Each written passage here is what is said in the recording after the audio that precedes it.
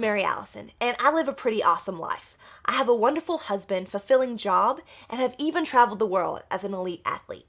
Let me share a few tricks of my trade with you so you can hop, pop, and jump your way wherever you please.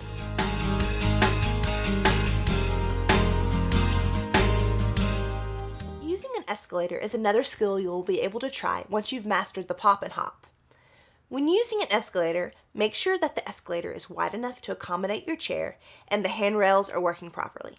If the handrails are not moving, don't get on the escalator. Enter the escalator and place your back wheels on one step and your front casters on a step in front of your back wheels. As the escalator begins to move, the steps will raise and recline you into a wheelie position. As you are raised, lean forward towards your knees, press your back wheels into the stair, and grab onto the handrails. I normally place one hand on the handrail and leave my other hand on my hand rim until I feel secure on the steps. Once I feel secure, I'll place both of my hands on the handrails and ride the escalator up. As I reach the top of the escalator, the stairs will begin to get smaller and my chair will level out. Take a quick pop over the curb as you exit the escalator and use the momentum of the escalator to carry you on your way. Going down an escalator is very similar to going up an escalator. When going down an escalator, make sure that you enter the escalator backwards. Place your back wheels on one step and your front wheels on the step in front. As the stairs begin to increase in size, you will be reclined into your wheelie position. Find your balance and then place your hands on the handrails. When you reach the bottom of the escalator, check your shoulders and watch for the lip as you exit. Take one strong pull backward over the lip and then you're on your way. When you are learning these escalator skills, or if you're just a little nervous, have a friend or family member stand behind you as you ride up and down the escalator. They can apply a little bit of pressure to the back of your chair, securing you in place, or they can just be there for peace of mind.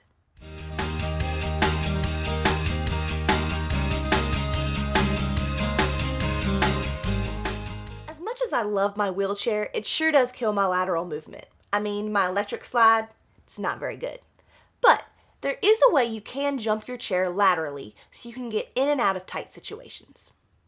If you're in a crowded restaurant and need to turn a tight corner, position your chair in the direction you wish to go. Then place both hands on your wheels and pull up quickly and forcefully on your chair. As you pull up on your wheels, shift your weight into the direction that you wish to go. This technique can be used in bathroom stalls or elevators, basically anywhere where you don't have a lot of room and a small turning radius.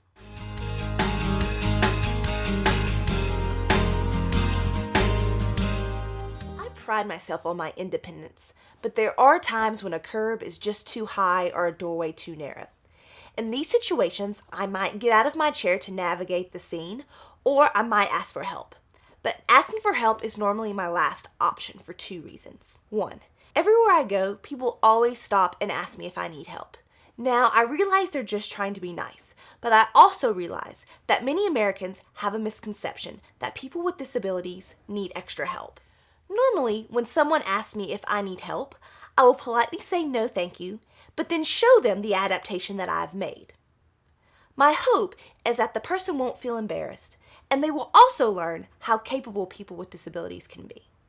Secondly, receiving help from a stranger can be dangerous to you and the person helping you. The last thing you want is an injury to occur. If a building is clearly inaccessible, your best option is to call the facility and let them know that their facility is inaccessible. Ask if there is an alternate entry or alternate option for service.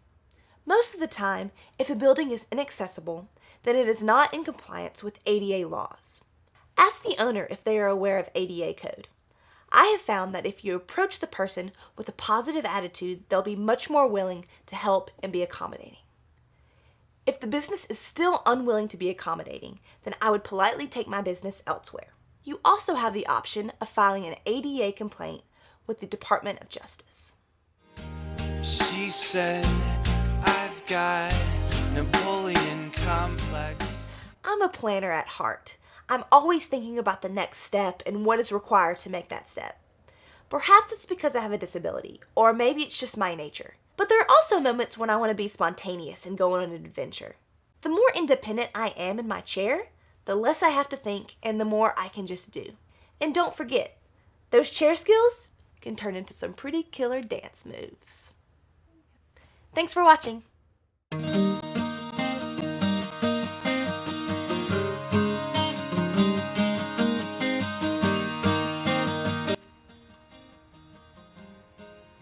Can you hear that or no? Like grass,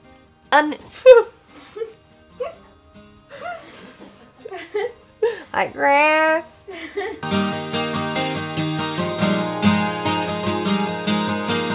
Like grass. She said, I've got Napoleon complex.